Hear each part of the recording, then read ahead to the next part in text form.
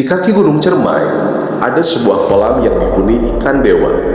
Dipercaya sebagai titisan leluhur yang menjaga keseimbangan desa. Tapi, apa yang terjadi saat seorang pemuda sombong nekat menangkap salah satu ikan itu?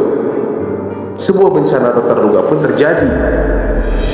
Berani dengan kisah selengkapnya, tetap di channel ini.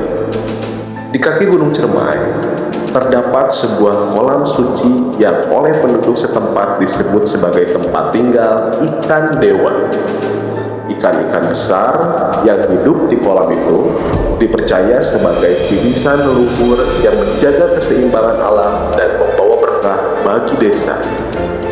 Penduduk desa menghormati ikan-ikan ini dengan berbagai ritual, sebagai melemparkan sesajen dan mengucapkan doa di tepi kolam.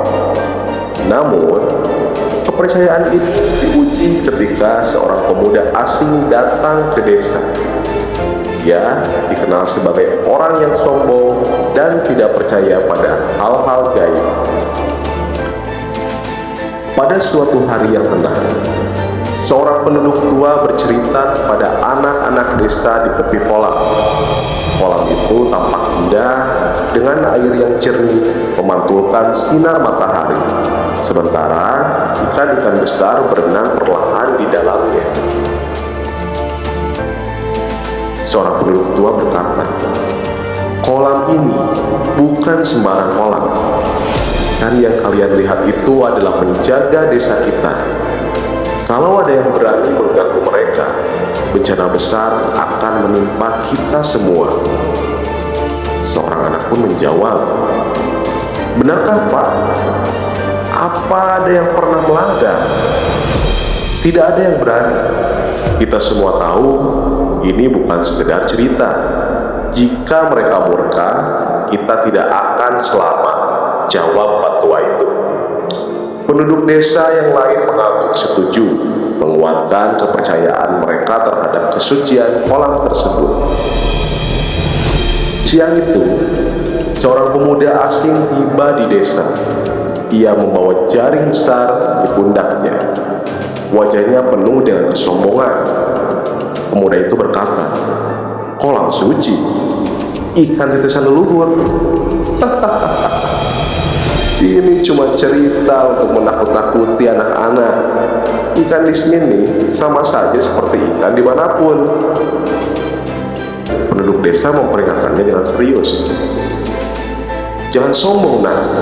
Ini tempat suci. Kalau kau mengganggu, kau akan mendapat hukuman."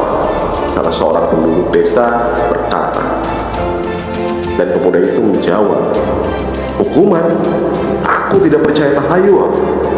Lihat saja, aku akan menangkap salah satu ikan ini dan membuktikan pada kalian semua bahwa ini hanya omong kosong."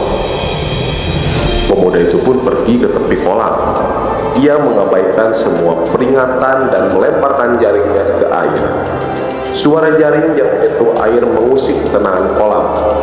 Tidak lama kemudian, ia berhasil menangkap seekor ikan besar. Ikan itu menggelepar-gelepar seolah mencoba melawan, dan pemuda itu tertawa puas. "Lihat, aku berhasil menangkapnya. Mana kutukan yang kalian takutkan itu?" sahut pemuda itu. Namun, saat ia menyentuh ikan itu dengan tangannya, suasana tiba-tiba berubah. Langit yang tadinya cerah mendadak menjadi gelap. Awan tebal berkumpul, diiringi suara petir yang menggelegar. Angin kencang mulai bertiup, menggoyangkan pepohonan di sekitar kolam. Pusaran air besar muncul, menghisap segala sesuatu di sekitarnya. Pemuda itu panik, mencoba melepaskan diri dari jaring dan ikan yang ditangkapnya. Pemuda itu berteriak, Tolong aku tidak bisa keluar." Penduduk desa yang menyaksikan dari kejauhan hanya bisa berteriak, "Lepaskan ikan itu, kau sudah melanggar kesucian kolam ini," sahut salah satu penduduk desa. Namun, semuanya terlambat.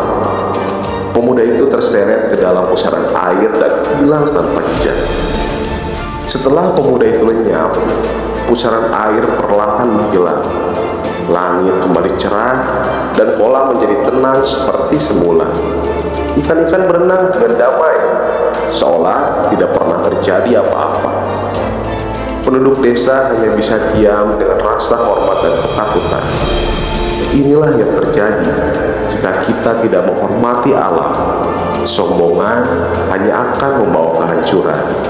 Sejak kejadian itu, penduduk desa semakin menjaga kesucian kolam. Mereka melarang siapapun untuk mengganggu ikan-ikan di sana. Kolam tersebut menjadi simbol harmoni antara manusia, alam, dan leluhur. Nah, itulah kisah dari ikan dewa yang merupakan simbol harmoni antara manusia, alam, dan leluhur. Jadi, makna dari cerita ini adalah legenda ini mengingatkan kita bahwa alam memiliki kekuatannya sendiri. Kesombongan manusia seringkali membawa bencana. Jadi, hormatilah tradisi dan alam, karena ada hal-hal yang tidak selalu bisa kita pahami.